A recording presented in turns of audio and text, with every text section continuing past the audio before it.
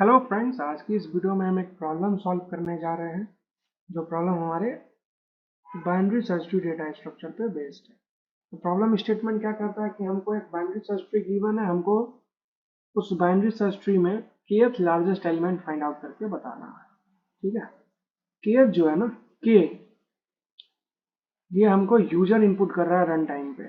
ठीक है, तो इस प्रॉब्लम को हम दो तरीके से सॉल्व कर सकते हैं।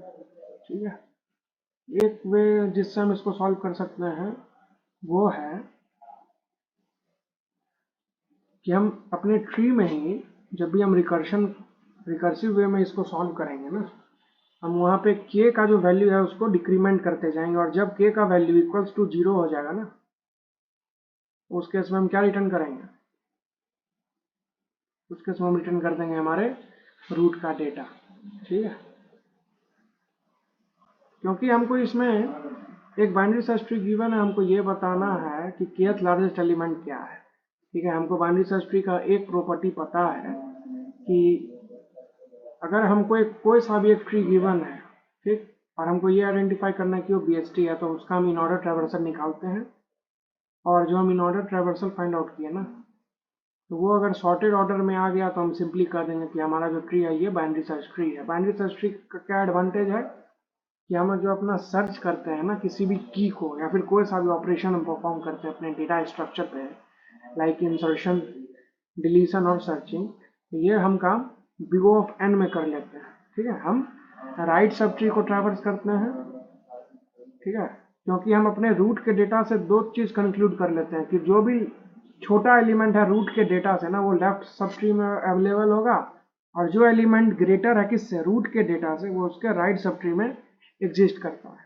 ठीक है, तो इस प्रॉब्लम को सॉल्व करने के लिए हम क्या करते हैं, सबसे पहले हम एक वेक्टर क्रिएट करते हैं। ठीक है, वेक्टर ऑफ इंट, कुछ नाम रख लेते हैं वेक्टर का। आंसर अभी यहाँ रखें, अगर आपको कुछ आइडेंटिफायर अपना खुद का रखना है, क्योंकि वेरिएबल का नाम भी अगर आप बड़ा ही कौन सोच के लिखते हो ना, तो उससे आपको प्रोग्राम ये फंक्शनैलिटी क्या कर रहा है ना, आपको सिर्फ उस वेरिएबल के नाम से ही क्लियर हो जाएगा। ठीक है ना। उसके बाद हम क्या करते हैं, एक फंक्शन कॉल करते हैं इन ऑर्डर। इन ऑर्डर क्या, हम इसको सिंपली ट्रैवर्स करते हैं। ठीक है, ट्रैवर्स नाम का एक फंक्शन हम क्रिएट किए हैं। इसमें हम क्या कर रहे हैं, हम अपने ट्री का रूट पास किए और ये वेक्टर पास कर दिए। ठीक है, इस फंक्शन का रिटर्न टाइप है वॉइड। ये फंक्शन कुछ भी रिटर्न नहीं करेगा। ठीक है, वॉइड ट्रैवर्स। ये फंक्शन क्या क्या चीज ले रहा है, एक तो ये नोड ले रहा है, नोड हमारे रूट नोड का एड्रेस, उसको हम एक पॉइंटर में स्टोर इधर किए हैं, और हम वेक्टर पास कर रहे हैं। राइट, वेक्टर हमारा डायनेमिक एरे ही होता है। ठीक है, हम यहाँ पे एड्रेस पास कर रहे हैं। ठीक है, क्यों, क्योंकि हम इसमें हम कॉल बाय रेफरेंस कर रहे हैं। यहाँ पे हम इस फंक्शन को कॉल भी किए हैं और हमारे वेक्टर का एड्रेस पास कर रहे हैं, क्योंकि हमको इस फंक्शन में क्या करना है, इंसर्शन कर देना है। ठीक है, तो अब हम ना लॉजिक लिखते हैं कि इफ अगर रूट नल है ना, ये हमारा बेस केस है, तो उस केस में हम रिटर्न हो जाएंगे, हम कुछ भी फर्दर कंप्यूटेशन नहीं करेंगे। अगर ऐसा नहीं है तो हम लेफ्ट सब ट्री में कॉल कर लेंगे।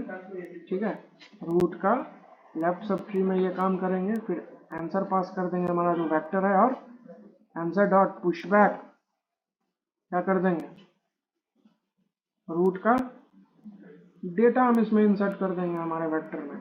फिर यही काम हम किस पे कर देंगे, राइट सब ट्री में। ठीक है, रूट के राइट और आंसर पास कर देंगे। अब इस ट्रैवर्स फंक्शन का जब एग्जीक्यूशन कंप्लीट हो जाएगा, स्टैक से ये फ्री हो जाएगा, रिमूव हो जाएगा। बेसिकली जब भी फंक्शन कॉल होता है ना, तो हमारा जो फंक्शन का बॉडी है इसको मेमोरी स्टैक में मिलती है। ठीक है, तो ये पूरा जो कोड हम लिखे हैं, जिसको अभी हम हाईलाइट किए हैं, ये जाके स्टैक में स्टोर होता है। ठीक, और जब हमारा इस फंक्शन का एग्जीक्यूशन कंप्लीट होता है तो ये स्टैक से ऑटोमेटिकली रिमूव हो जाता है। ये काम हमारा ऑपरेटिंग सिस्टम करता है, इसके लिए भी कोड लिखा हुआ है पहले से। ठीक है, अब हम क्या करते हैं, अब हम चेक करते हैं कि यदि अगर हमारा जो k का वैल्यू है वो ग्रेटर है किससे, वेक्टर के साइज से ना भाई, उस केस में हमको रिटर्न कर देंगे -1। ठीक है, क्योंकि ये ओवरफ्लो का सिचुएशन आ रहा है। हमारा वेक्टर का साइज है 5, ठीक है, और हमको k का वैल्यू है 7, मतलब हमको 7th largest element find out करना है। तो कैसे कर पाएंगे, नहीं कर पाएंगे ना, उस केस में हमारा ये कोड फट जाएगा, इसीलिए हम रिटर्न कर दिए -1। और अगर ऐसा नहीं है ना, तो उस केस में हम क्या रिटर्न कर देंगे, हम रिटर्न करेंगे answer dot size -k।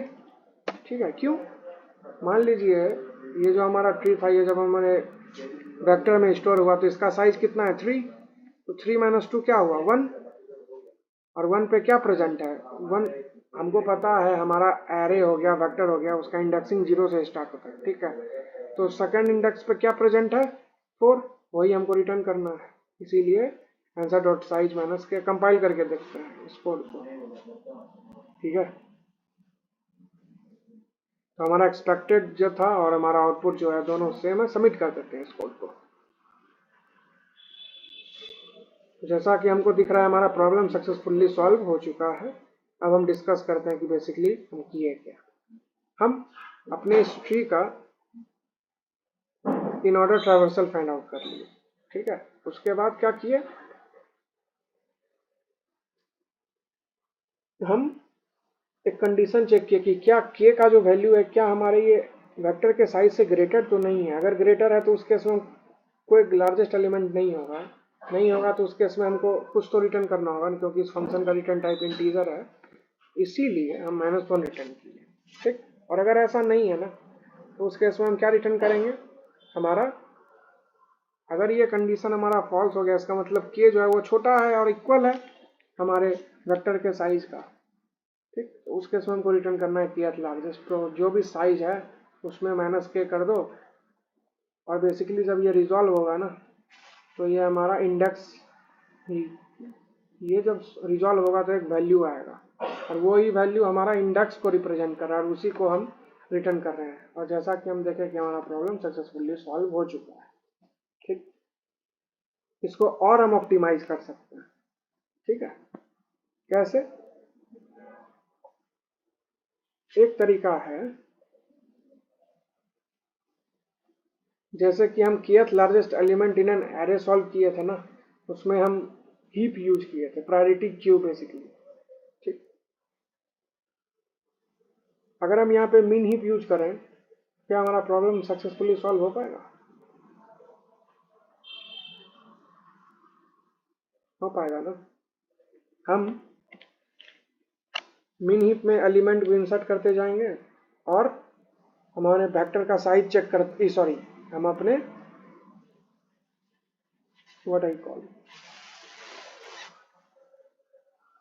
Heap का साइज चेक करेंगे। अगर हमारा हीप का साइज k से ग्रेटर हो रहा है ना, उस केस में हम रिटर्न कर देंगे हमारे हीप के टॉप पे जो एलिमेंट है। ठीक है, और उस तरह करते करते हम इस चैनल पे वो अपलोड भी किए हैं कि हम कैसे kth largest element find out करते हैं यूजिंग हीप।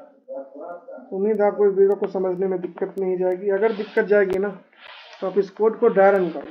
ठीक है, और आप किसी सॉल्यूशन या फिर किसी अप्रोच पे अभी फोकस मत करो। अभी जो हम यहाँ पे डिस्कस किए हैं ना, आप इसी चीज़ को ड्राई रन करो, तो अच्छे से क्लियर हो जाएगा कि हम यहाँ पे किए क्या है। ठीक है, ये बेसिकली रिकर्शन हो रहा है।